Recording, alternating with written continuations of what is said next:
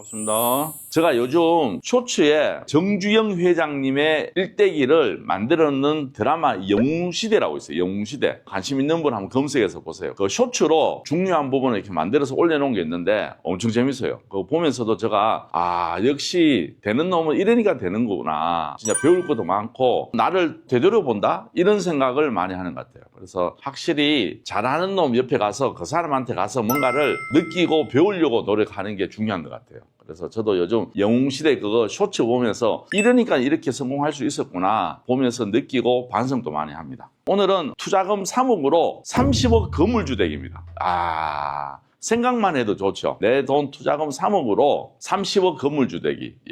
이게 가능할까 싶지만 실질적으로 가능합니다. 그리고 저도 그렇게 해봤기 때문에 여러분들한테 한번 알려드리려고 이 짧은 시간에 다 풀지는 못하지만 흘러가는 프로세스 정도 하는 법을 여러분들한테 오늘 설명을 해드리려고 합니다. 그러면 물건 한번 보도록 하겠습니다. 경매사건이고 다가구입니다. 토지 건물 일괄 매각. 토지는 62평, 건물은 146평에 감정가 19억에 한번 유찰되었습니다. 보시는 것처럼 건물은 굉장히 노후되어 있고 사용 승인일은 94년이다. 그러면 벌써 30년이 되었는 건물이어서 이런 건물은 내가 낙찰받으면 리모델링을 하든지 아니면 밀고 새로 지어야 되기 때문에 저렴하게 낙찰받을 수 있는 굉장한 장점을 지니고 있습니다. 그래서 저는 깨끗한 물건보다는 이런 걸 좋아합니다. 대항력이 있는 미상의 임차인들이 있고 대항력이 있는 임차인 한 분은 배당 요구를 했습니다. 그래서 이렇게 미상에 있는 분들은 꼭 체크하고 입찰을 보셔야 된다. 근데 막상 이런 미상에 있는 임차인 가보면 거의 사람이 없고 누군지도 모르고 다른 사람이 있고 이래요. 그래서 크게 신경 쓸 필요는 없지만 꼭 확인하고 입찰을 보셔야 된다. 왜 그러냐면 이 미상 때문에 금융기관에서 대출을 안 해주려고 하는 경우가 많아요. 이번에도 저희 교육생이 습관동에 다가구를 하나 낙찰받았는데 이런 미상 임차인이 하나 있었거든요. 근데 금융기관에서는 요구하는 게 뭐냐면 그 미상을 말소시켜서 와라 이렇게 얘기해요. 근데 말소를 시킬 수 있을까요? 없을까요? 낙찰자가 있다. 어떻게 하냐면 낙찰 영수증만 있다 하더라도 동사무소 가서 이 물건 낙찰받은 사람인데 말소시켜 놓으려 그러면 말소를 해줍니다. 미상이 있을 때는 낙찰받고 빨리 가야 돼요. 왜냐하면 그 말소하는 게 한 달 걸려요. 낙찰받고 잔금 낼 때까지 보통 며칠 걸리죠? 40일에서 45일, 때로는 한 50일 정도 걸리니까 입찰 보기 전에 확인해야 되겠죠. 이분들이 가짜 임차인이라는 것을 확인된다 그러면 무조건 낙찰받고 동사무소 가서 빨리 뭐 해야 된다? 말소 신청하셔야 된다. 그러면 아무 문제 없다. 그래서 특이하게 걸리는 문제는 없습니다. 그런데 이 물건은 다른 거는 볼 거 없어요. 제일 중요한 건 뭐다? 토지가 62평이라는 걸 알아야 돼요. 오늘은 디벨롭에 대해서 말씀드리려고 하는데 기본적으로 토지 평수를 알아야 돼요. 첫 번째, 몇 평? 62평. 그리고 용도 지역을 알아야 돼요. 우리는 도시 지역의 3종 일반 주거 지역이다. 1종, 2종, 3종 중에 3종 일반이 있고 3종 전용이 있는데 여기는 3종 일반 주거지역이다. 그래서 건폐율 몇 프로? 250%까지 지을 수 있다. 그래서 내가 토지가 몇 평? 62평이니까 곱하기 2.5. 그래서 연면적이 155평까지 지을 수 있는 물건이다. 연면적 전체 면적을 지하 빼고 155평 지을 수 있고 지금 주거용 건물은 지하가 허가가 안 나요. 그래서 어떻게 하느냐면 지하를 일단 한 층을 파고 위에는 다가구로 허가받고 때로는 다세대 빌라로 지하는 건생으로 허가를 받아서 하는 겁니다. 우리가 경매하다 보면 다가구인데 한 층에 건생이 있는 거 어떻게 해놨어요? 허가 받아놓고 다 뭐합니까? 쪼개게 해놓는단 말이에요. 그래서 이 물건도 그런 식으로 처리하면 된다. 그래서 토지 면적을 확인하고 두 번째는 용도 지역을 확인했다 그러면 이제는 뭐냐면 우리 토지에 건물을 지을 수 있는 방향, 도로를 확인해야 된다. 그래서 우리가 지도를 봅시다. 이렇게 되어 있는 물건이다. 그러면 우리 해당 물건은 이렇게 생겼는 물건이다. 보시는 것처럼 지하가 노출되어 있죠. 그러면 여기에 약간의 경사가 있다는 뜻이에요. 단차가 있기 때문에 지하를 이런 식으로 노출을 충분히 시킬 수 있는 좋은 물건이고 이렇게 오래된 물건인데 제가 봤을 때는 30년이 되었기 때문에 이제는 밀어야 돼요. 밀고 신축을 한다는 생각으로 이 물건을 여러분들이 접근하시면 좋을 것 같아. 그러면 이 주위에 신축된 물건들이 있는지 없는지 있다 그러면 과연 얼마에 거래되었는지부터 사업성이 나오는지 안 나오는지를 체크를 하셔야 돼요. 우리가 어디 사이트 들어가면 이걸 확인할 수 있죠. 밸류맵이라는 사이트에 들어가시면 확인이 됩니다. 그러면 밸류맵 들어가도록 할게요. 이렇게 해서 밸류맵 들어갔는데 우리는 보시는 것처럼 부산역에서 바로 여기 있는 물건이에요. 부산역에서 우리 해당 물건까지 걸어서 4분, 여기 걸어서 우리보다 한 30초 정도 조금 더 입지가 좋은 물건이 2022년 3월 달에 평당 4,900에 거래되었습니다. 평당 5,000에 거래됐단 말이에요. 그러면 이 물건에 대해서 우리가 또 로드뷰를 또 한번 확인해 보셔야 돼요. 로드뷰 보도록 할게요. 이 물건입니다. 다가구예요. 뭐 건물을 잘 지었는 것도 아니고 업자가 팔기 위해서 딱 지었는 건물이에요. 이때는 건물 지으면서 다 매도될 수 있는 때였어요. 지금이 이제는 이런 때로 이제 돌아오는 것 같아요. 어제 윤석열 대통령이 정부에서 다세대 빌라 12만 원gang 매입을 한대요. 중요한 거는 얼마에 매입하는지 말 안 하고 그냥 매입을 한답니다. 웃기는 얘기지만 어쨌든 매입한다니까 매입하겠죠. 중요한 거는 얼마에 매입하느냐가 중요한 건데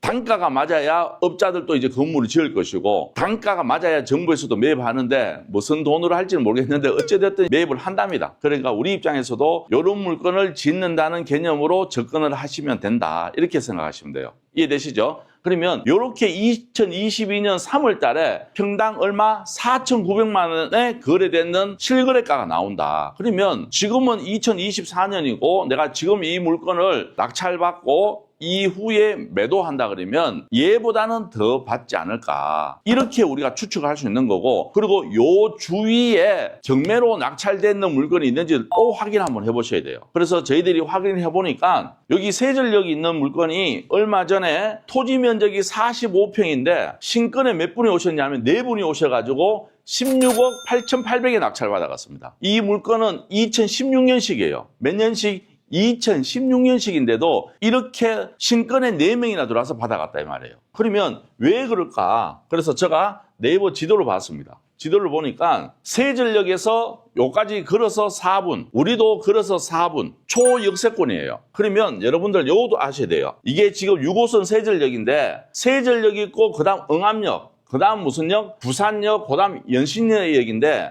연신내역을 기점으로 우리 해당 물건은 여기 있어요. 바로 옆에 여기 있단 말이에요. 그러면 생각해 봅시다. 연신내역 바로 다음은 구산역. 구산역 옆에 있는 3종 일반 주거지역의 땅값이 비쌀까요? 거리는 똑같이 4분 걸리는데 2종이다. 땅값이 어느 게 비싸겠냐 이 말이에요. 그러면 보시는 것처럼 뭐 서울 지형을 아시는 분들은 알겠지만 세전역보다는 당연히 부산역 여기가 훨씬 비쌉니다. 근데 우리는 해당 물건 여기 나왔다 이 말이에요. 지금 이 물건이 얼마에 낙찰됐냐면 16억 8,800인데 평당 얼마에 거래됐죠? 보시면 대지평이 45평이에요. 근데 우리는 약 17억에 거래되었다. 그렇죠? 나누기 45 하면 3,770, 약 4천만 원 가까이에 낙찰됐다는 뜻이에요. 그러면 우리는 만약에 저 물건을 내가 낙찰받고 신축을 한다 그러면 평당 제가 봐서는 5천만 원 더 받을 수 있을까요? 못 받을까요? 무조건 더 받습니다. 지금 시국에는. 왜일까요? 이 해당 물건은 벌써 8년에서 이제 9년 차 넘어가는 거고 우리는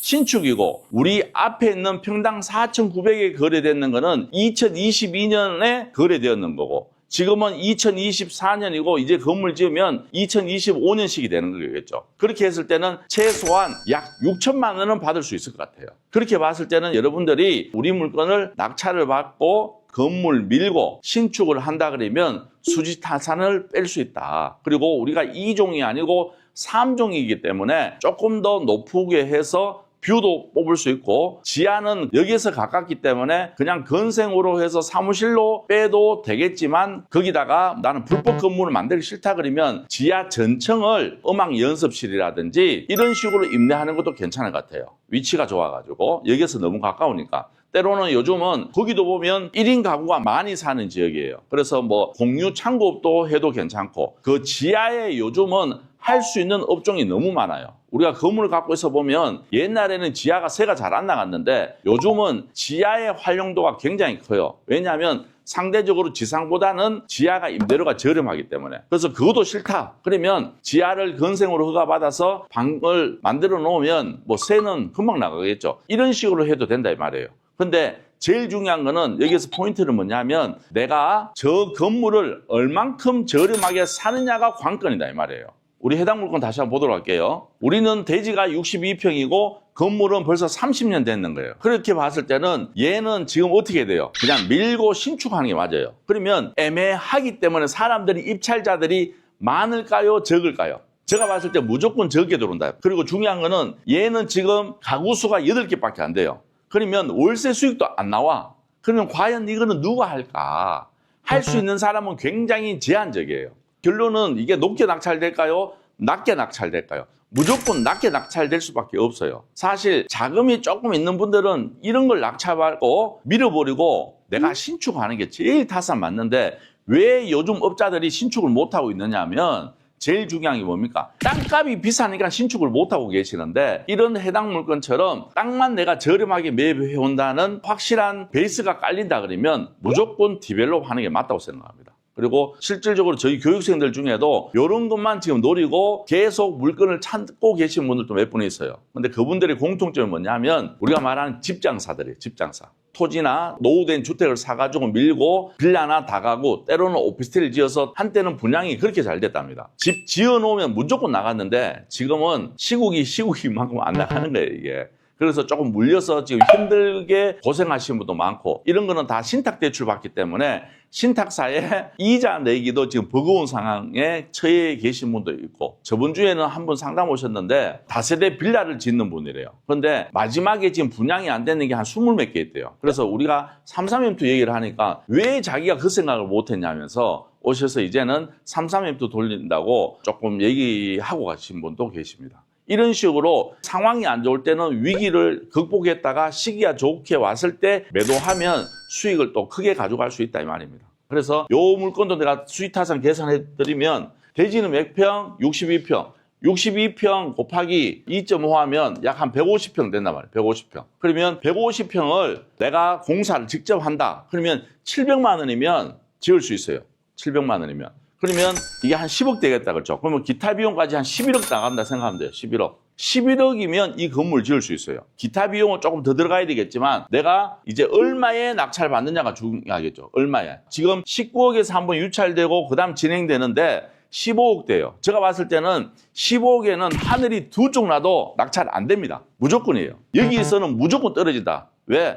15억에 낙찰 받아가지고 월세도 안 나와. 보유하기도 참 애매해. 그럼 이거 누가 받겠어요? 안 받는단 말이야. 그러면 이런 거는 한 번 더 유찰되는 건 명확한 사실이고 예를 들어서 이거를 만약에 우리가 한 13억에 낙찰 받았다. 그러면 13억 플러스 건축비 11억. 그럼 얼마예요? 24억. 그리고 기타 비용하고 금융비용 한 2억 잡고 26억이다. 26억. 총 투자되는 금액은 얼마? 26억. 근데 내 현금으로 하나요? 신탁사에서 대출 받아서 하나요? 100% 신탁사에서 대출 받아서 하고 내가 이 건물 주고만 된다 그러면 요즘 시공하는 팀들이 다 놀고 있어요. 일거리 없어서. 이 친구들이 어떻게 하느냐 하면 자기들이 건물 짓고 자기들이 세 빼서 자기 건축비 가지고 나갑니다.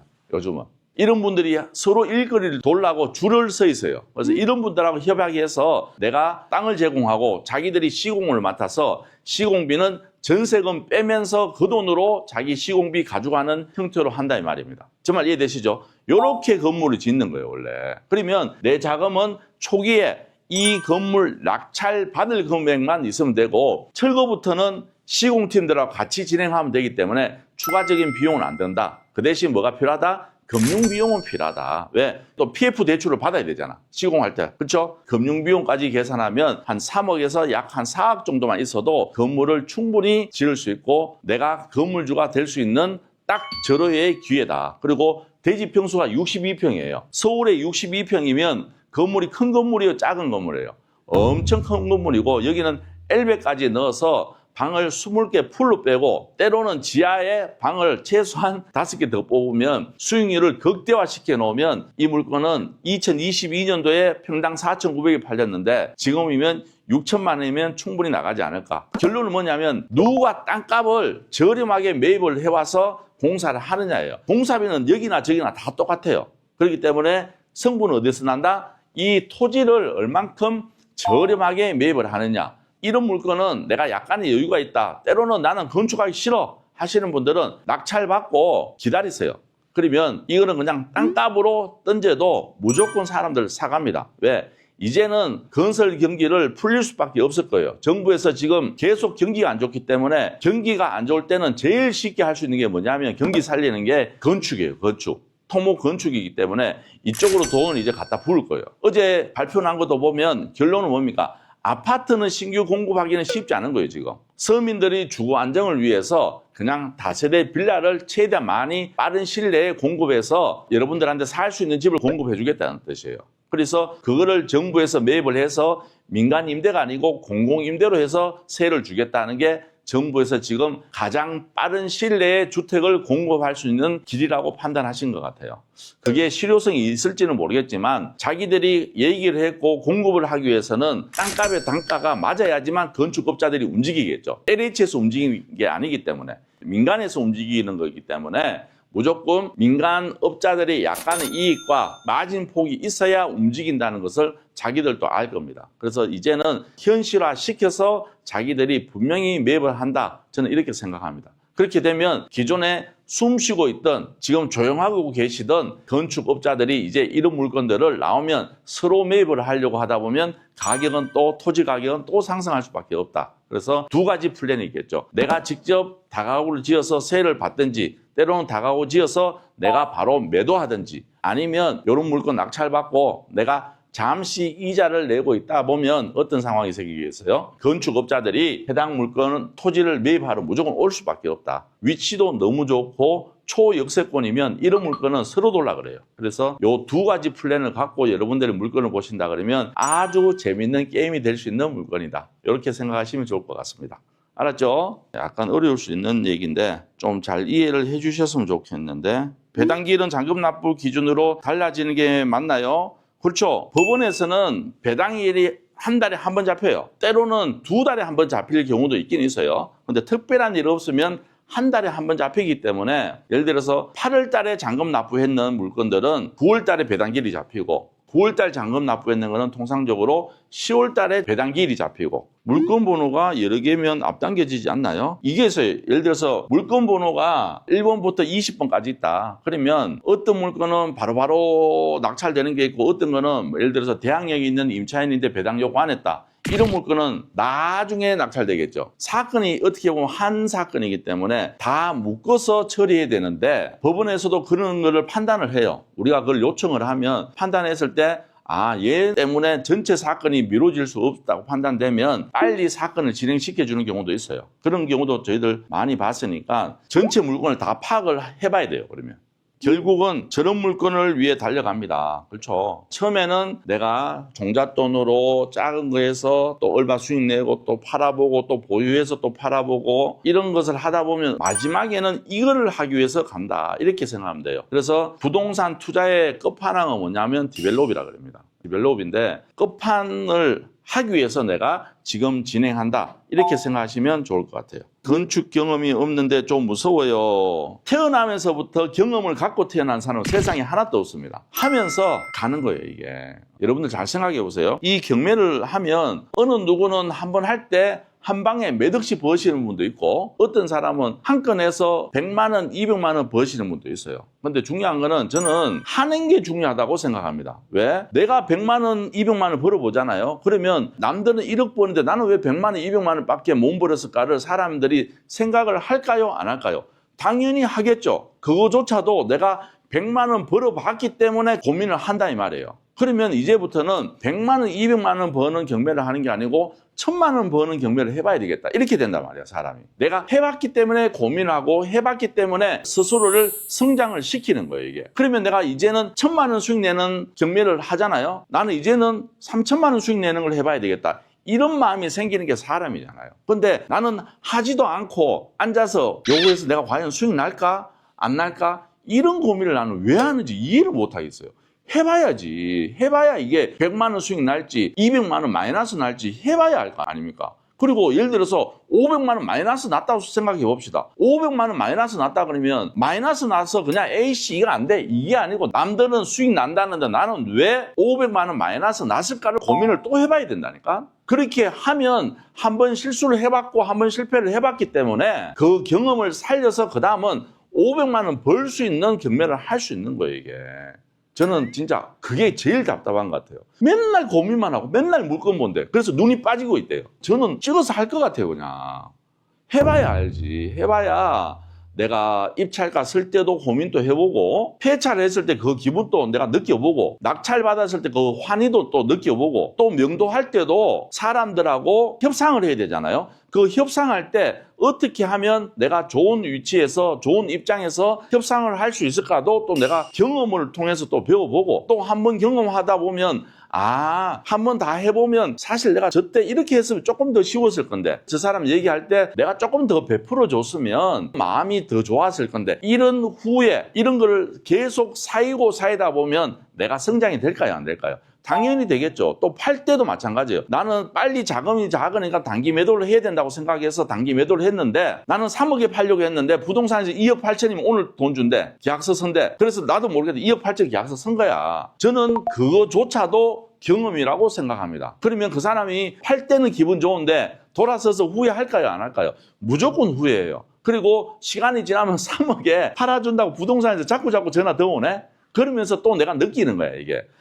내가 조금만 더 참았으면 3억에 팔 수 있었는데 이런 후회를 하면서 아쉬워하면서 내가 성장을 할 수 있다 이 말이에요. 아무것도 안 하고 집에서 누워서 휴대폰 보면서 아이고 내가 어느 거 입찰 들어갈까 오늘 뭐 할까 그렇게 고민하는 건 아니다 이 말이지. 내가 해야지만 그 경험이 나한테 돈으로 환전해 주는 거예요 이게. 내가 하면서 고민하고 그 경험을 토대로 성장하는 여러분들이 되었으면 좋겠습니다. 오늘 여기까지 하고 다음 주 금요일에 보도록 하겠습니다. 왜냐하면 저희들이 휴가입니다. 휴가라서 제가 다음 주 방송 쉬는데 그 대신 저희들이 영상은 또 여러분들을 위해서 다 만들어놨어요. 그래서 정상적으로 영상은 다 올라가고 라이브는 다음 주 금요일 날에 아침에 다시 뵙도록 하겠습니다. 다들 몸 건강히 잘 계시고 저희들은 오늘 또 개강이 있어서 아주 바쁜 하루가 될 것 같습니다. 여러분들 행복하시고 건강한 하루 되시길 바라겠습니다. 지금까지 더 낙찰 옥션의 김멘토였습니다. 감사합니다.